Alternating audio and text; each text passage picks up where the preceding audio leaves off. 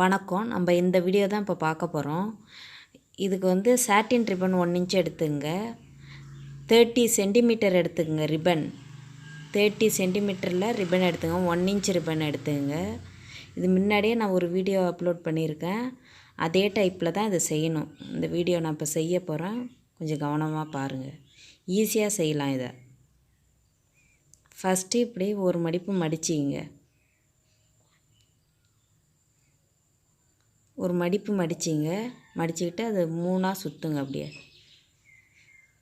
சுற்றிட்டு அப்படியே பேக் சைடாக திருப்பி அப்படியே மடக்குங்க. அதே மாதிரியே தான் மடக்கிட்டு வரணும். பேக் சைடாக திருப்பி அப்படியே மடக்கிக்கிட்டே வரணும். மடக்கிக்கிட்டே வாங்க. அப்படியே பாருங்கள். அப்படியே ரொட்டேட் பண்ணி மடக்கிக்கிட்டே வருவோம். அதே மாதிரியே மடக்கிக்கிட்டே வாங்க.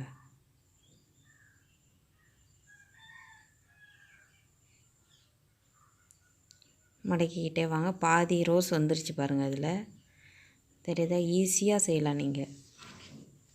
நான் இந்த கிளிப் எல்லா கலர்லேயும் செஞ்சுருக்கேன். மடக்கிக்கிட்டே வாங்க. அப்படியே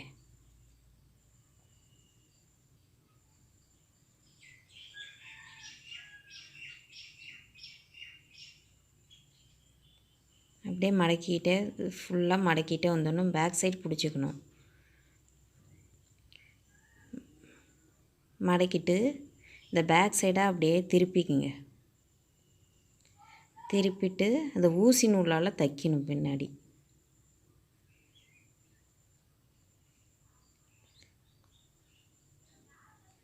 ஊசி நூலால் அது பேக் சைடில் தைச்சிருங்க.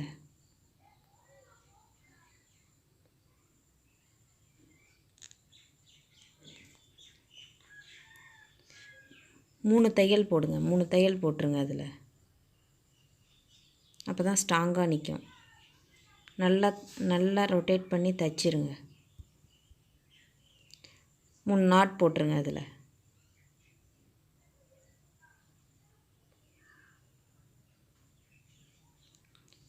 தைச்சிட்டு அந்த த்ரெட்டை நறுக்கிடுங்க.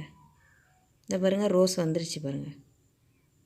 இன்னுமே பிரியாது. இந்த தையல் போட்டிங்கன்னா பிரியாது. சிசரால் அதை கட் பண்ணிவிட்டு பேக் சைடு கட் பண்ணிவிட்டு அதை வந்து கம்மை வச்சு ஒட்டிடுங்க. இதை பார்த்துங்க. இந்த கிளிப் வாங்கி வச்சிங்க. இந்த கிளிப் டிக்டாக் கிளிப். இதில் கம்மை தடவி